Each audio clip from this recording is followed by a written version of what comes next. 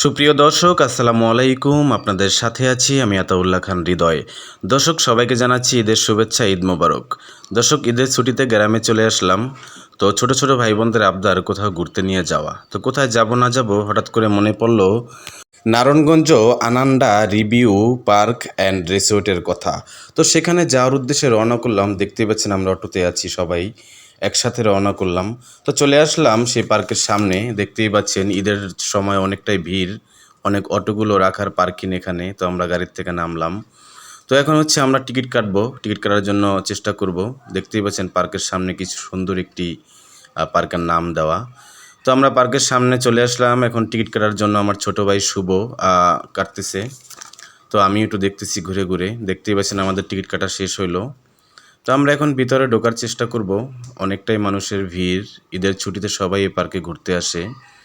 অনেক বড় একটি পার্ক, খুবই সুন্দর ভিতরে। তো ঢুকে পড়লাম ভিতরে। চেষ্টা করতেছি সব কিছু ঘুরে ঘুরে দেখার জন্য, যেহেতু ফার্স্ট আমি এই পার্কে চলে আসছি, আর কখনো আসিনি। তো আমার কাছে অন্যরকমের একটা মজা লাগতেছে সবাই একসাথে এখানে আসা ঈদের ছুটিতে। দর্শক, দেখতেই পাচ্ছেন পার্কের ভিতরে কত সুন্দর একটি পরিবেশ। দর্শক, এখানে ঈদ ছাড়া ঢুকতে হলে 50 টাকা টিকিট, কিন্তু ঈদের কারণে তারা ডাবল টিকিট আমাদের কাছ থেকে নিয়েছে 100 টাকা করে। যাক, তারপরেও কোনো কষ্ট নেই মনে, কারণ খুব সুন্দর একটি পরিবেশ ভিতরে। তার জন্য আসলাম এখানে।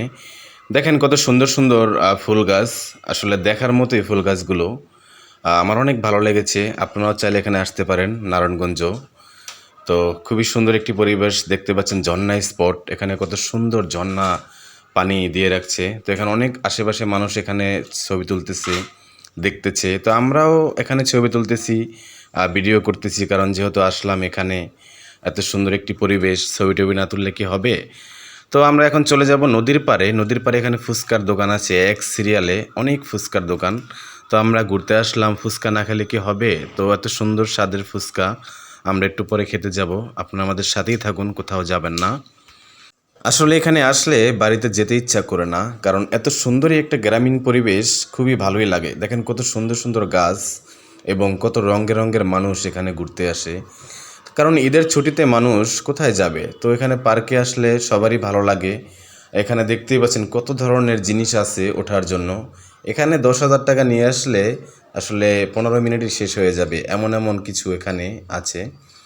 তো আমিও এখানে চেষ্টা করলাম কিছুটা ভাঙ্গার জন্য টাকা। দেখতে পাচ্ছি তো এই গাড়িগুলো চালাতে হলে 100 টাকা করে টিকিট কাটতে হয়। তো আমিও 100 টাকা দিয়ে টিকিট কেটে চেষ্টা করলাম কিছুটা এনজয় করার জন্য।